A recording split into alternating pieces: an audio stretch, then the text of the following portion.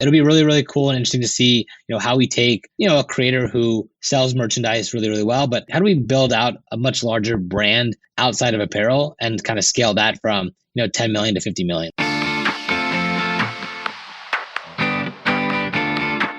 Welcome to Shopify Masters, your companion for starting and building a business, the podcast brought to you by Shopify.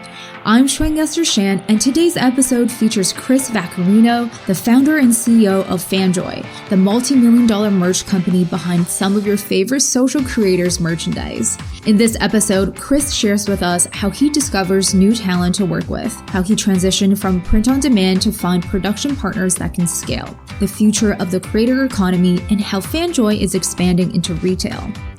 Before our show, I wanted to talk to you about our free store setup guide. If you're new to Shopify, in the process of setting up your store, or wanting to fine-tune it even more, our team has created a free step-by-step guide to teach you how to make your ideal store a reality. For the complete free Shopify store setup guide, visit shopify.com/guide. Now, onto our show.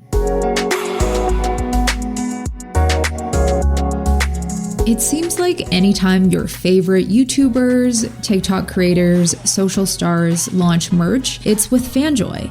From TikTok phenomenon Addison Rae to YouTube legends The Try Guys, Fanjoy powers over 100 creators in their process of making and selling merchandise. Their business model is at the heart of the creator economy, something that barely existed in 2014 when Chris Vaccarino was starting the business. Back then, Chris was touring with his brother Chad King's band, A Great Big World, and he was working the merch tables and got to expand and work with other musicians.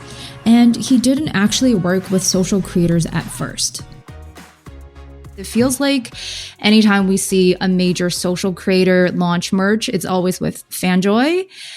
So it's hard to imagine that you guys actually only started in 2014. So take us back. Like, how did this all begin? Hopefully, eventually, every creator is loaded through Fanjoy. That's kind of the goal. But going back, 2014 was the start of Fanjoy as a business. And, just going back into those early days, we definitely have evolved since then. We started out basically as a music merchandise care package company, right? Where you could subscribe to your favorite musician, and every 3 months you receive a care package in the mail from your favorite music star. And then I think in 2014, we kind of used my brother's band as the catalyst to launch the company. I was at all of my brother's shows, the music venues, selling t-shirts to the fans night after night. And I really just saw the passion that the fans had for my brother and the band. Obviously, they shared that same passion that I had. So I was wondering how else we could kind of connect them with the band A Great Big World on a more personal level. So we kind of launched the care package around them, using their favorite items, also exclusive merchandise, signed items, backstage passes, things like that to kind of get the fans really engaged with it. So 2014, we launched the first package with them and it did great. I think we did just over 200 subscriptions, which from going from 0 to 200 subscriptions. And I think it was over 10,000 in sales within, a few days. That was just a really cool moment for us to be like, wow, maybe there is something here, and maybe there's a bigger business that can kind of be made around these music stars. So yeah, that was the initial kind of selling point for Fanjoy of can this business work, and how where else can we kind of take it from here? Mm-hmm. Even currently, that's a super new concept, subscription boxes for your favorite celebrities. But then you also decided to pivot and actually start working with YouTubers and social creators. At what point motivated you to make that pivot? So yeah, from 2014 to 2016, I think we really saw the rise of the influencer creator. The talent that we were working with they were all always social and growing on social. So I don't think we were actually searching for influencers or creators. I think it kind of just came to us. I would see likes from these kids from 16 to 20 years old is getting 100,000 likes on pictures on Instagram. And that was just kind of what was sparking my interest of okay, these kids are obviously getting some engagement. Can they sell product? And that was kind of what was really curious in my mind. And I think in 2016, we actually worked with Maddie and Mackenzie Ziegler, who were popular from Dance Moms. We did a package with them and they crushed it. They had large followings on on YouTube, on Facebook, on Instagram. And then I was like, okay, maybe there's something else here. So yeah, I started reaching out to a lot of just Instagram creators with large followings, kind of like launch after launch. They just kept selling, hundreds and then eventually thousands of units. So from 2016, when we were working with maybe like one creator, to 2017, we actually jumped from 1 million in sales from 2016 to 30 million in sales in 2017. And that kind of really just turned the switch on of like, okay, this might make more sense than trying to, sign these musicians who were hard to get in touch of, go away for a little bit while they wrote their next album. And these content creators were constantly creating YouTube videos and putting out posts where the ability for them to sell product was just so natural because the abundance of content allowed for them to kind of have those moments of, plugging their own products, which traditional celebrities have kind of always been a little bit cautious of the amount of times they're promoting something. So these kids really started generating revenue for Fanjoy, and that's kind of when we kind of leaned into it a little bit more since 2017 and really pivoted to a merchandise experience company. Mm-hmm.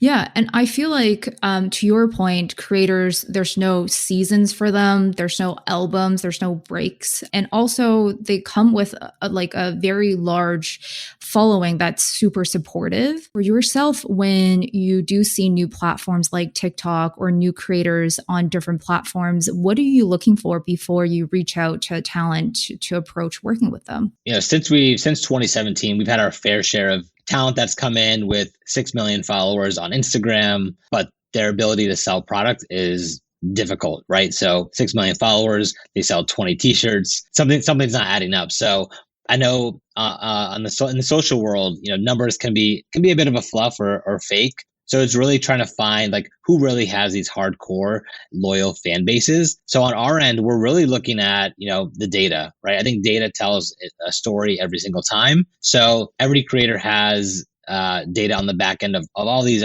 platforms that they're using. So from YouTube to TikTok to Instagram, you're able to get some sort of data of the demographic, the swipe up data from Instagram, because as a creator, if you can drive traffic, ultimately you're able to sell product.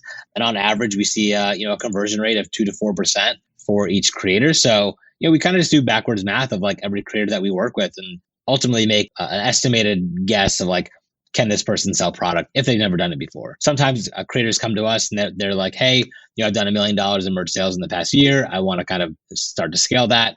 And then, for us, it's a no-brainer for us to kind of work with them. But new talent who might have just emerged on TikTok, who hasn't grown their Instagram or Twitter following yet, sometimes those kinds of creators have difficulty selling product because they haven't just generated the loyalty with the fans just yet. So it might take a little bit more time. So for us, I think, we kind of always look at the data when trying to work with any talent on our end. Mm-hmm. I'm always curious on how you guys promote, because these social creators are kind of promotion channels in their own right. They'll be driving back to their Fanjoy page, but do you actually do paid ads in addition to that to see if you can amp up sales? Totally. Yeah. I mean, I think for Fanjoy, we try to handle like 90% of the workload for the creators that we're working with. So everything from design to production, all the fulfillment, customer support. We do a ton of email marketing, product shots, photo shoots, paid advertising. Everything that it takes to build a brand is what we take on. So we're definitely looking at paid advertising to help boost and generate additional profit for the creators. We see on the paid side, it's very cheap on our end to acquire a customer because we're already targeting a built-in fan base that is looking to buy products or is at least looking to engage with this specific creator. So when we do any kind of paid advertising, we're making sure that it's in the voice of the creator that we're working with, but also making sure that we're targeting with the right offer and the right promotion. So we definitely, lean into paid ads on our side only because we have that target audience for us to kind of use for that. At the end of the day, it's going to reach more fans and more customers and hopefully build a bigger brand for the creators that we work with. We definitely have seen, the Shopify TikTok integration has been a really cool platform and integration for us to kind of work with and play with because our talent is so heavily involved on TikTok that we're seeing very cheap conversion costs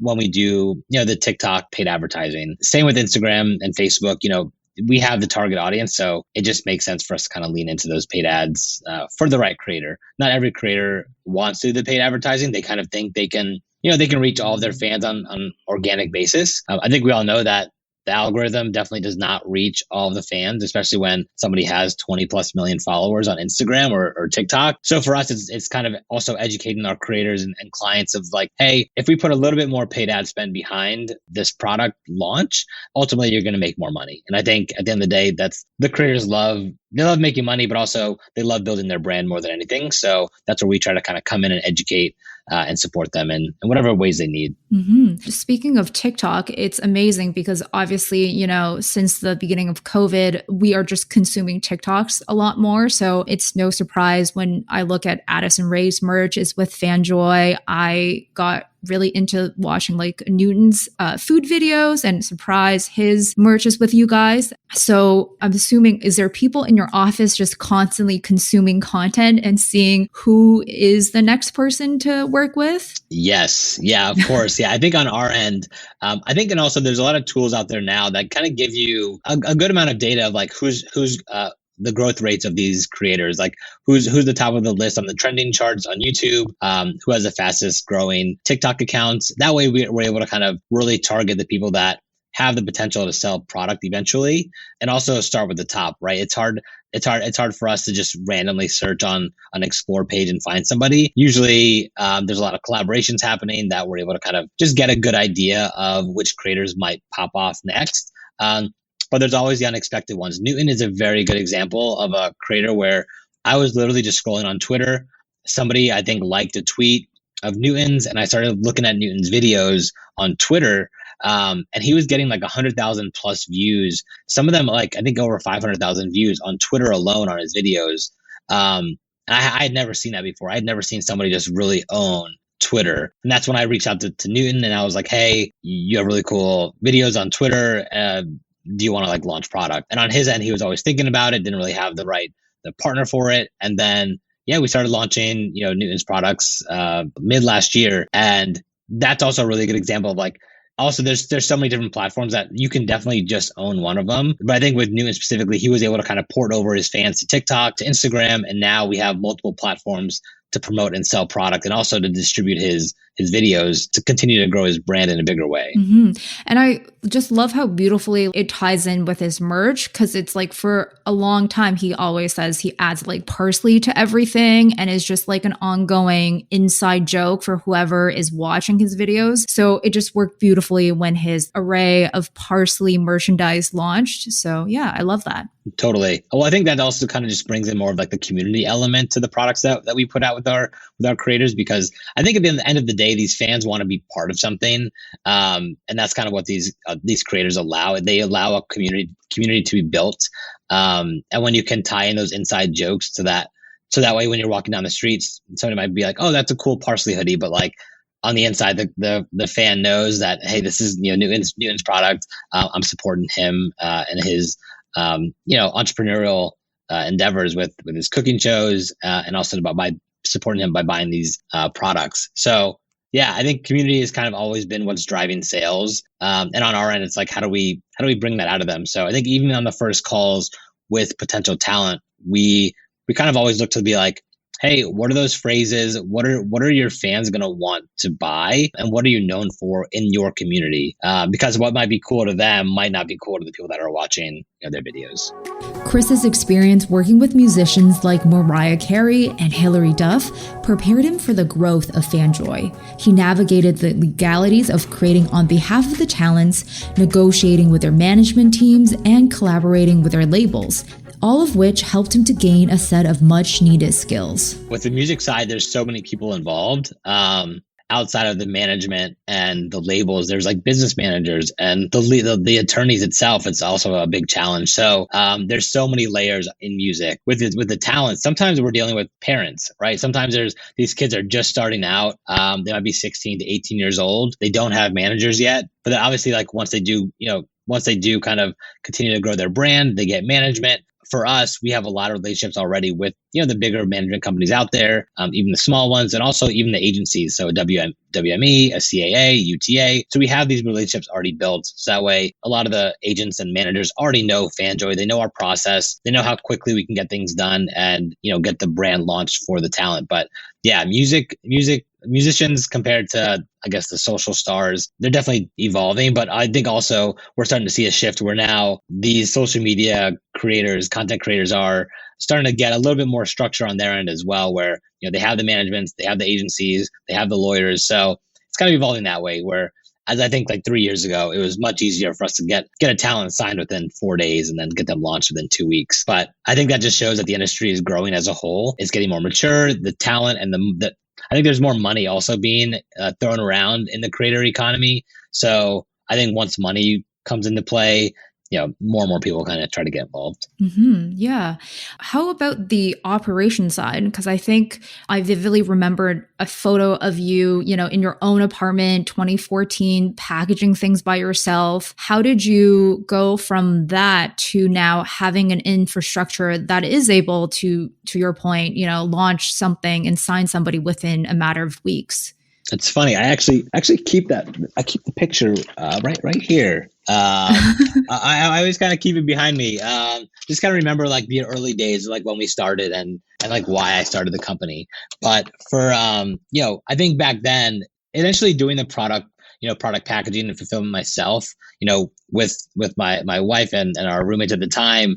I think that kind of just put it into perspective. Like, hey, this is a lot of work, but like if I didn't do it, I wouldn't have understood that process as well. So I think by doing basically every role within the company as we were starting out in 2014, and obviously up to now, 7 years later, it's something to give me an appreciation for each of the tasks, but also the ability to, grow each of these areas because I've done it before. So really finding the areas that need to be catered to or fine-tuned. That way we can kind of create the best process to support our creators and our clients. So it's really cool to see. I think, we now have over 40 employees at Fanjoy, a huge emphasis on customer support. I think we saw in the very early days that, fulfillment and customer support was like something that needed to be addressed and something that was a big obstacle in the very beginning, especially as we were growing so rapidly, right? Going from like 1 million to 30 million,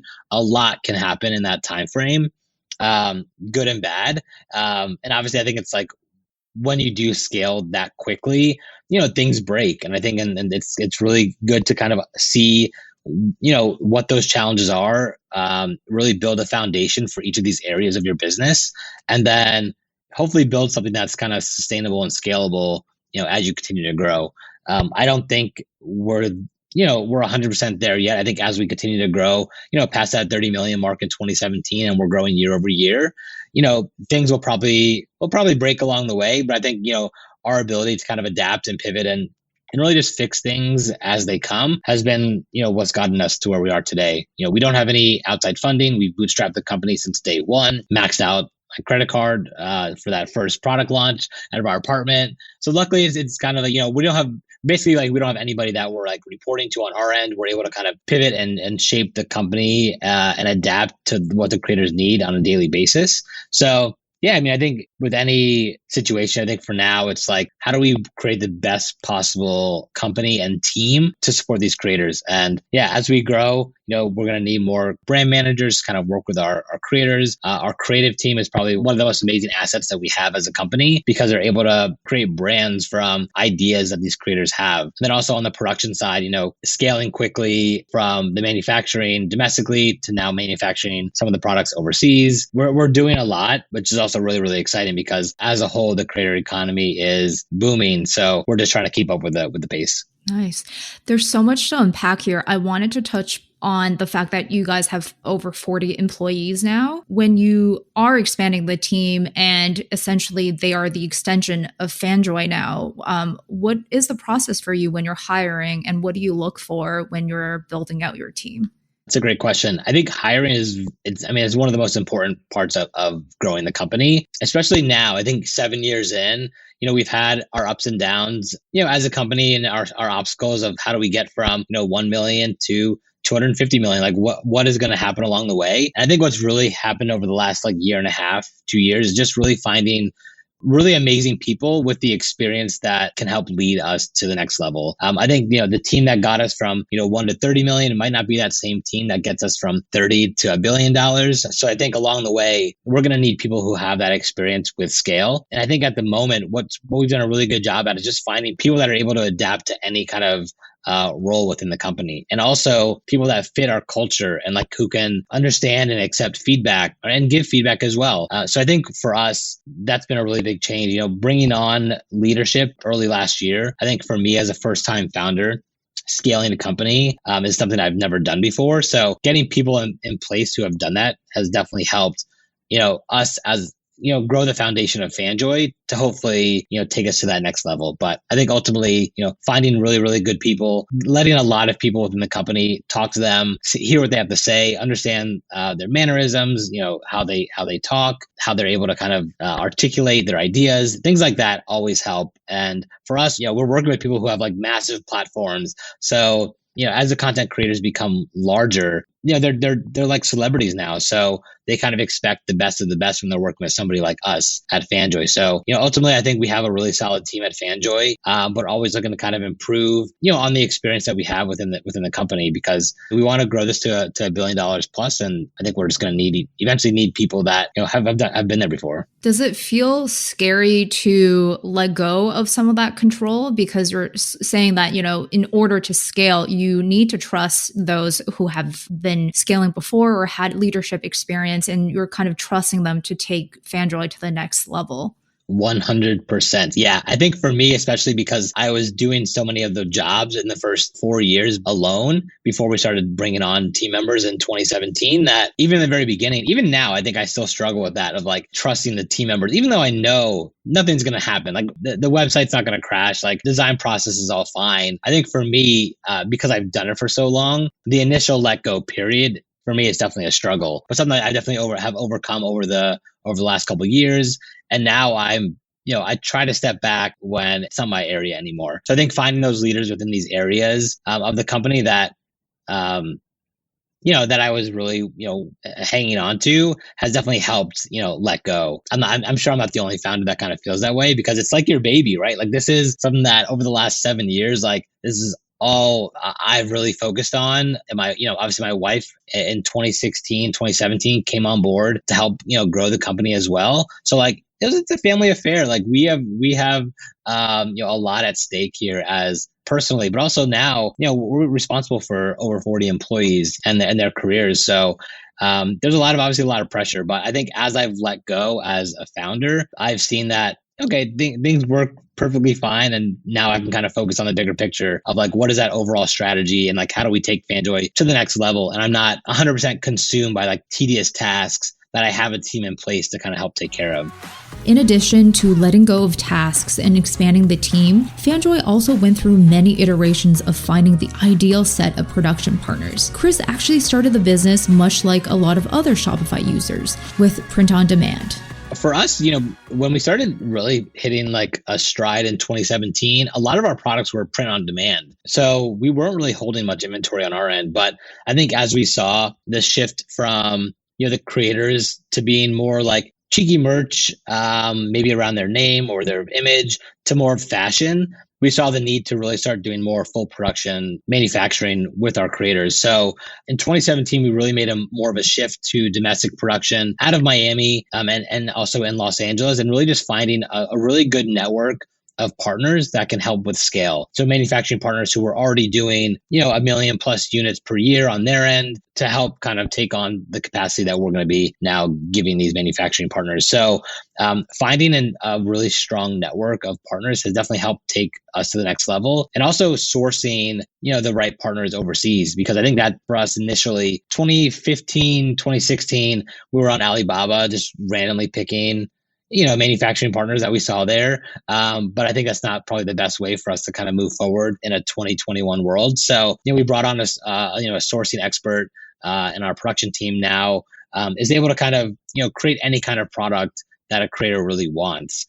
But yeah, manufacturing in the very beginning was always kind of a little bit of a challenge until we had that strong network in place where now, I think last year we ended up shipping over almost 2 million packages, 2 million items. And this year, on track to doing over 3 million. So as we scale year over year, it's really important that the manufacturing partners that we have are able to kind of keep up, but also that we're not solely reliant on one partner. And I think in the very beginning, that's kind of what happened. We got kind of pigeonholed with, one partner doing everything. And that's kind of where, if something happened within the manufacturing process, we really had no other option. So I think always keeping the options open with manufacturing definitely helps, but also understanding, the expectations of both sides. And that way we have a clear, concise process in place to hopefully scale without any interruption. This is so inspiring because I think a portion of Shopify users actually, they test out a business idea with print on demand initially.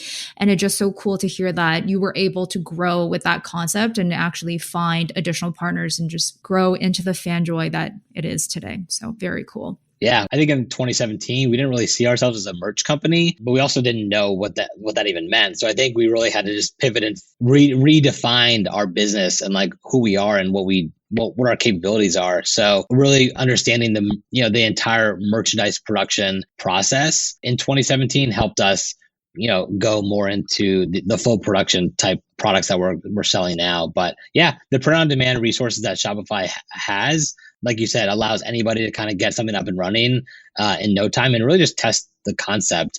And for us, we tested it and it worked. So we kind of just leaned into it a little bit more. Mm-hmm. Do you remember some of the early apps or print on demand tools that you really enjoyed? I think in the very beginning, Scalable Press was one of the ones that we were using for the apparel in the very beginning. And then, there's a whole bunch that we tried out. Printful was one of them, maybe T-Launch. Yeah, there's a whole bunch. I think back in the day, we were on the Shopify App Store just seeing what else is out there, like what other products can we just connect and try out? Especially because like 2017, like going from like that 1 million to 30 million, we were at a point where we were doing like $150,000 in sales per day. And we couldn't put products up fast enough. So I think for us, we were always searching the app store to see like what else could we sell kind of when we came across, all these apps that Shopify had, not on just the production side, but how do you make your store work better? How do you compress your files? How do you do all these things to make your store function a little bit better? Which is really, really cool to kind of see and like us utilize Shopify in a bigger way. Amazing. Great to hear. I would love to talk also about the designing process. You mentioned, there's designers on board within Fanjoy. How does a typical creation process look like with a creator? Great question. I think with each creator, every creator that we work with is different. Same with the designers and the creative team that we have in house. They all have their own, their own skill sets and things that they are amazing at. So when working with any creator, we try to just get as much information from them as possible. So really getting a mood board, a design aesthetic, anything that they can reference to the design styles that they're into to give us as much information to start designing. In the very beginning of Fanjoy, they were like, hey, make me something cool. We would design something, but then they'd be like, that's not what I see as cool. So we try to just really extract as much information on like a first creative call with the talent before we even start design. So that way we're all on the same page of like, hey, this is kind of what we're hearing and understanding of like what you want. This is kind of the direction that we're going to go with the creative process. Until we have that mutual understanding, we don't really dive in. But usually the creators are able to kind of give us some general idea of what they're looking for, or even provide references so that way we can dive in and hit it on the head, fairly quickly. So yeah, some creators approve it on the first go, some approve it on the 10th. I think for us, we're trying to always fine tune like how do we get the deck created within the fastest amount of time without as many back and forth revisions, but I think it comes with the territory. I think all people are different. So we're able to kind of adapt a little bit and kind of, keep going until we have a product that the talent loves, because ultimately, if they don't love it, how are they going to sell it? Mm-hmm. Yeah. And how will their fans enjoy it as well? So yeah. Totally. You guys moving away from print on demand and having these production partners, does it also mean that you need to invest in inventory for specific creators? So I'm assuming there's also this gymnastics of balancing cash flow and inventory and investments. How has that side of operations played in the scaling as well? I think early on that was like a really big challenge for us because we're not venture funded. Everything is solely cash, right? Cash and credit. So for us, really understanding inventory levels was huge. So about 2 years ago, we brought on somebody who's very, very experienced in inventory and planning to just get the basics down now, because we've had our fair share of over ordering, being stuck with product, and nobody wins when you have product that's not moving. I think that's like probably the worst case scenario for anyone. And these creators come to us to kind of have that expertise of like, hey, how many can I sell? What is the best process when I start?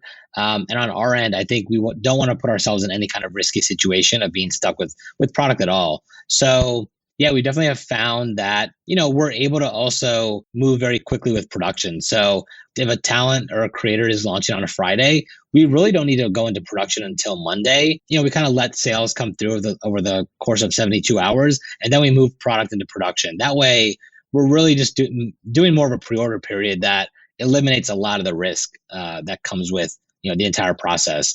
Some of the talent that we have worked with who has a lot of historical data that we can kind of pull from. Some of those creators, we're stocking product in advance of a launch only because we know that they're going to dominate and crush these numbers that we have projected. We always want to keep the talent's profit at the forefront, where we're not limiting them to the number that they can sell.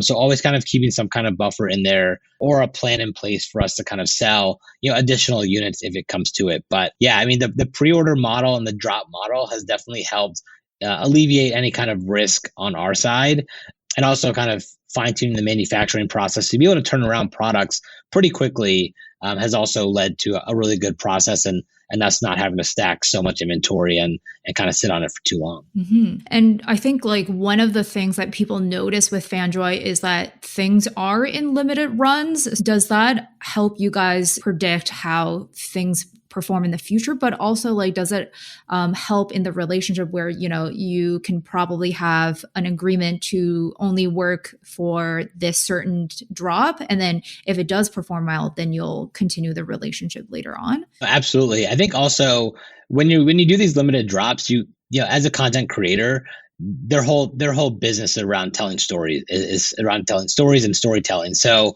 if they're able to kind of hype up the drop, hype up the demand, and build up the hype for the product launch, selling out is probably one of the best things for them to do, because now they're able to kind of convey that message to the fans. Hey, we sold out. Thank you so much for supporting me. And then on that next drop, as a fan, you're not going to want to miss out on another drop. So it's, you're building it. It's kind of like the Supreme model, right? You're building up the sense of urgency. You're creating the demand for the product, and you're kind of moving on, because only some products, maybe a staple collection or a core product can have a pretty long shelf life. But in this creator world, like, things are moving so fast that the limited runs actually work in their favor. So, once you launch a product, it sells out. In the next couple of weeks, maybe 4 to 6 weeks, you're already dropping your next product. So there's not too much time in between product drops and storytelling for the content creator to kind of, continue to generate sales and have a pretty steady stream of income. But, I think the drop model, going back, just kind of also alleviates any risk for anybody on either side. And it looks like a lot of creators also want to move out of the traditional merch categories, outside of sweatshirts or t-shirts, and they want to move into new products. How has that side of finding new production partners for that and new designers? Like, I see plushies and things like that sort. Totally. Yeah. We know that these creators can sell anything. So I think it's really just about what is that right product for them. So looking at the content that they create, looking at, their demo, and really just finding new product categories for them to kind of venture out into. So on our end, we have a whole sourcing team that, their whole job is to find new product categories and present them to talent. And for a lot of the talent who has been with us for a while, where we have that historical data, we're always open to investing into these outside categories, that things like products that we might not have done before, only because we know they have the sales history to kind of clear through them. I think a lot of times as a creator, they might think they can sell anything, but sometimes the product doesn't match with the demo that they're talking to. We're definitely looking into different product categories, even outside of just soft goods or plushies. I think creators as a whole, have the ability to kind of grow and build their own brands. So, from food and beverage um, to games to really anything, I think Fanjoy wants to kind of take that stance so that if anybody with a fan base comes to us and wants to build a brand in any category, we can kind of be that go-to company, almost like an agency to kind of go out and build it with them. We have a lot of like really cool projects coming up, this year and into next year that, we can't just announce just yet, but it'll be really, really cool and interesting to see, how we take, a creator who sells merchandise really, really well, but how do we build out a much larger brand outside of apparel and kind of scale that from 10 million to 50 million? Like, how do we grow the brands of the creators in a bigger way and not just have t-shirts and hoodies available for their fans? Because these creators are amazing at what they do, and we kind of just want to support them in all their entrepreneurial endeavors. Yeah, I'm excited to hear more and, see the news as it comes to light. But one thing that we can talk about is your partnership with Mad Engine and how you guys are bringing these merchandise actually into retail. So outside of the online sphere, tell us more about this partnership. I think with the Mad Engine partnership, the goal there is to eventually, scale creators' businesses at retail. I think the pandemic definitely put it on a bit of a pause because obviously, retail got hit as a whole, but we have a lot of the data that is able to kind of be translated into retail because we know which creators can sell product, and we also know where they can sell product. So, obviously with the Shopify dashboard and the reporting, we can kind of get all the analytics that's needed to present to any retailer and bring them to retail. But the ultimate goal, I think, for Fanjoy Mad Engine is how do we is there a possibility for Fanjoy to have a shop in a shop? Like, could we have a Fanjoy shop within Target or within another mass retailer where now we have a huge cycle of creators, merchandise, and products inside of a mass retailer? And instead of, solely being reliant on D2C, we now have a huge retail partner to help push and spread more awareness about the brands that we're working on. So yeah, we're kind of excited to get some of our top creators into retail, which now we're working on potentially like fall activations with some of our content creators, which is really, really exciting because they have the fan bases and they're able to mobilize their fans to a physical location. We've done pop-up shops in the past that absolutely crush it, so we know that the need and the want for retail is there, and just like a more physical experience would definitely do really, really well. So we're excited for it. Exciting. Yeah, I definitely feel like for COVID, for Fanjoy, it actually worked for the fact that you guys were direct to consumer, you guys were online. So it feels like, especially with the boom of TikTok, it was crazy to see that your model actually works pretty well in this COVID situation. But has there been challenges that COVID brought up that you guys had to face behind the scenes as well? I would say like last March when kind of COVID started coming to the forefront of like, hey, this is actually serious. I think the biggest impact was probably the unknown in the very beginning of like, especially that this is, we just signed a new lease on an office. We were all about, we're going to have these team meetings and these events at our office. And now at a standstill, everyone has to leave the office. We're fully remote. I think that's more of like where the concern might have been last year. But I think come, last April and last May, like kind of like what you referenced, sales started booming. I'm not saying we're pandemic proof, but we definitely were able to kind of still grow the company while being remote and while selling products D2C. So I think it was mainly the concern of the unknown, and also some manufacturing partners unable to either ship product or like blank inventory to our decoration facilities. Ultimately, as a business, we were fine, but the stress of a pandemic, I think, is probably on everyone's mind. And especially as our team was remote, no one was seeing anybody, right? Everyone was seeing the transition of in-person meetings to Zoom, which I'm not saying it's a bad thing, but it's just a different way of working. The last year as a business, we grew. But now it's like, how do we continue that momentum, post-pandemic? What does that look like now moving forward? As vaccines start to come into play, do we go back to the office? Do we have a hybrid model? There's still a lot of unknowns. that the pandemic has caused. But yeah, I mean, since the very beginning, we've always adapted and kind of adjusted. So this was no different. Looking forward, are there any goals or projects that you can share for this year and beyond? I'm definitely excited. I mean, I don't know when, but obviously I think going back into like getting more into physical activations, with our creators, we've just had such really good success with these pop-ups that we've seen the loyalty of the fan bases and like thousands of people that show up to the pop-ups just creates a really exciting energy around the creators that I'd love to kind of start getting back into. So I don't know exactly when, but we're trying to get that on the roadmap and also just try to find other ways to kind of support creators. I will definitely share, when the time comes, the other products and brands that we're looking to create. Maybe I'll come back on the podcast and share it and share some learnings. But I think that for right now, it's just transitioning back to normal type of work and eventually going back into the pop-ups at the moment. With the retail opportunities, Fanjoy will be able to expand their impressive platform that powers over 100 creators, in addition to almost 30 separate stores they manage for some of the select creators.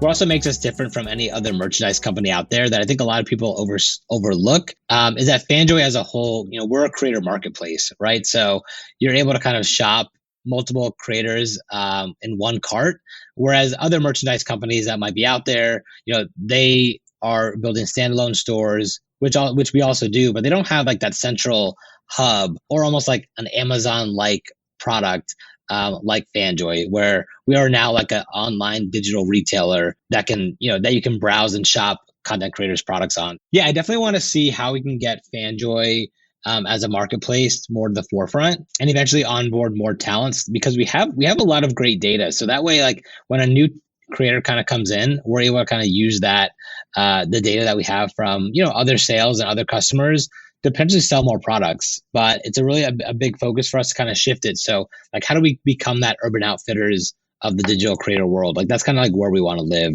But yeah, it's definitely an exciting space as a whole. And if you go on Twitter and people don't stop talking about the creator economy, and I think that's a good thing. I think that's good for us. It's good for Shopify, and it's good for the creators because they're actually, they're creating movements from their bedrooms. They're creating movements from just holding a camera. So it's really cool to see and really cool to be a part of. The platform aspect of it is really cool. I'm not sure if this is the right analogy, but imagine like also Bandcamp was a place where you could browse so many musicians, buy their CD, buy their merch to support them. You're kind of creating that also for the social stars, but all these social stars probably don't even know what Bandcamp is at this point. Right. Yeah. I did wanted to ask, so there are creators who actually build their own stores and you guys support them with merchandise. And are there creators that actually don't have the catalog with Fanjoy, but they have their separate store and they actually get their inventory through you guys? The way we work, I mean, we definitely have talent that we build and manage their own storefronts, and their products are not on Fanjoy. But we also have talent that we power and manage their own storefronts, and they are on Fanjoy. So Addison Rae is on shopaddisonrae.com. That's where kind of she's pushing a lot of her fans to. But we also sell Addison's products on Fanjoy, and we also see like about 25% of Addison's sales come from Fanjoy. So there's a lot of crossover in the products and the customers that we see of people buying products on Fanjoy compared to the talent's own store. So I think we can also look at Fanjoy as more of like another distribution channel to sell products, right? So there's no risk or harm for a creator to sell products on Fanjoy. Hopefully it just increases sales and revenue and profit for them. All the stores that we build are based on Shopify Plus. I think at the moment we have about 25 stores that we manage and build and power. We don't really leverage or partner with creators where they just buy product from us. We're usually taking care of the entire process and package for them. Wow. Okay. That's super cool to know because I wondered about that as well, like the breakdown. But yeah, to your point, this is a marketplace for creators and, someone might be browsing some other creators and they see Addison's merch and they might just add it to their cart. So super cool. Totally. Yeah. Awesome. Well, thanks for chatting with me today, Chris. I feel like I've learned a lot and I'm excited to see where you guys are headed to next. Awesome. Likewise. Yeah. Thank you for having me. Thanks for tuning in to this episode of Shopify Masters. My name is Shuang, and if you enjoy listening to Chris and his journey of building Fanjoy, Please leave us a review on your listening platform so our show can be discovered by others. Until next time on Shopify Masters.